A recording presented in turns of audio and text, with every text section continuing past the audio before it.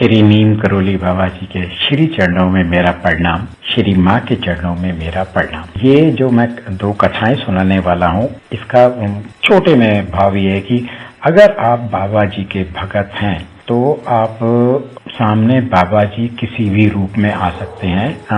इस बात का बिल्कुल ध्यान रखें। एकादशी में गुरप्रिया माई अपने घर नैनीताल से मंदिर की ओर जा रही थी। एकादशी का दिन था, तो रास्ते में उनको पंडित जी दिखे, तो अचानक उनके दिमाग में एक आइडिया आया कि क्यों ना आज एकादशी है तो पंडित जी को मैं खाना खिला। तो उन्होंने पंडित जी को अपने घर में ले गए, प्रॉपरली उनको बिठाया और उनके लिए खाने की प्लेट ले आई और उन्होंने खाना शुरू किया। पंडित ने खाते खाते देखा कि गुरप्रिया माई जी की दीवार पे श्री नीम करोली बाबा जी महाराज जी का फोटो लगी है। तो पंडित जी ने खाते खाते बोला, अरे फोटो की तरफ देखा और बोला, ये किस पाखंडी की फोटो लगा के रखी है। अब गुरप्रिया माई जी ने जैसे ये सुना, उनके तो दिल में ऐसा मतलब इतना बुरा लगा, कोई कहने की बात नहीं। नेचुरली हर किसी को जो बाबा जी का भगत है उसको तो लगना ही लगना बुरा है। गुरप्रिया जी ने सोचा था कि मैं इनको ना खाना खिलाने के बाद इनको दक्षिणा दूंगी 10 रुपए की, पर उनके शब्दों ने जो उन्होंने महाराज जी को,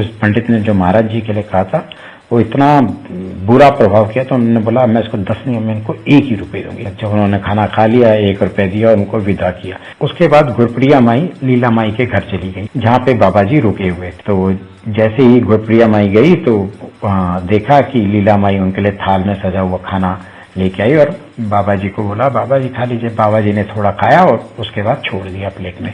तो लीला माई ने कहा, थोड़ा सा और खा लीजिए। बाबा जी ने कहा, नहीं, प्रिया माई ने मुझे बहुत ज्यादा खिला लिया है और मैंने उनसे 10 रुपए का धोखा भी किया है। गुरप्रीत माई समझ नहीं पाई कि बाबा जी क्या बोलना चाहते हैं। तो उन्होंने कहा, नहीं जी, मैंने तो उन पंडित जी को खाना भी खिलाया और मैंने उनको 10 रुपए नहीं 1 रुपए दिए। महाराज जी ने फटाफट करारा सा 10 रुपए का नोट निकाला और उनकी तरफ दिखाया। गुरप्रिया जी को ना विश्वास नहीं हुआ और जब वो घर पहुंची जहाँ पे उन्होंने पैसे रखे हुए थे, वो देखा तो वहाँ पे 1 रुपए का नोट था और 10 रुपए का नहीं था।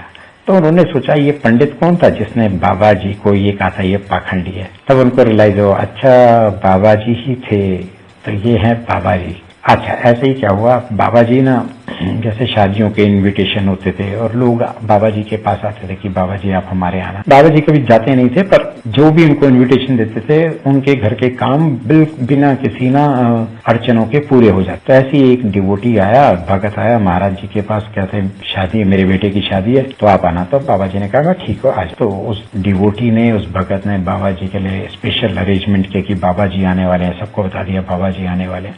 बाबा जी का वेट करते रहे, बाबा जी नहीं है तो वो बड़ा दिल से उदास हो गया।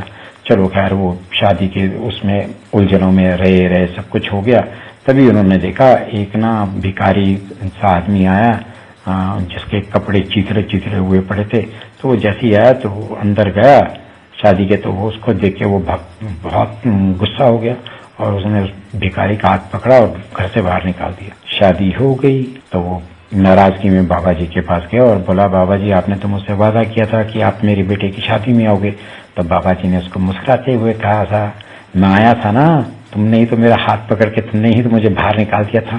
तो उसके बाद उस आदमी को रियलाइज हुआ, ओहो ये तो बाबा जी थे। उसको इतना अफसोस हुआ कि कोई कहने की बात नहीं। तो इसीलिए बाबा जी को आप बुलाओगे ना, वो किसी भी रूप में आ जाते हैं, पक्का आ जाते हैं। ये मैंने अपनी कई वीडियोस में बोला, आ जाते। दोबारा हम बाबा जी की लीलाएं सुनेंगे। तक के लिए बाबा जी के श्री चरणों में मेरा प्रणाम, श्री माँ के चरणों में मेरा प्रणाम।